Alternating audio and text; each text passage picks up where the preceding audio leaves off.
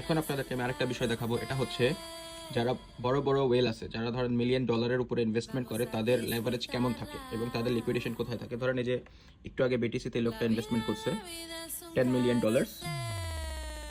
Profit, entry price 1,10,164 সে entry করছে কত, 110 BTC. ওকে, এখানে আপনি দেখতে পারতেছেন তার লিকুইডেশন প্রাইস হচ্ছে 1,28,000, উনি করছে শর্ট। তো ওনার লিকুইডেশন এত করে রাখছে যে এর লিকুইডেশন করা পসিবল না, 1,28,000 এই পর্যন্ত বিটিসি যায় নাই। আর দ্বিতীয় কথা হচ্ছে লেভারেজ দেখেন, লেভারেজ মাত্র নেওয়া হয়েছে 40। তো যারা বড় বড় ইনভেস্টমেন্ট করে, টাইম দেখতে পাচ্ছেন লাইফ টাইম, এরা সবসময় অল্প লেভারেজে লং টাইমের জন্য স্টক হোল্ড করে রেখে দেয়।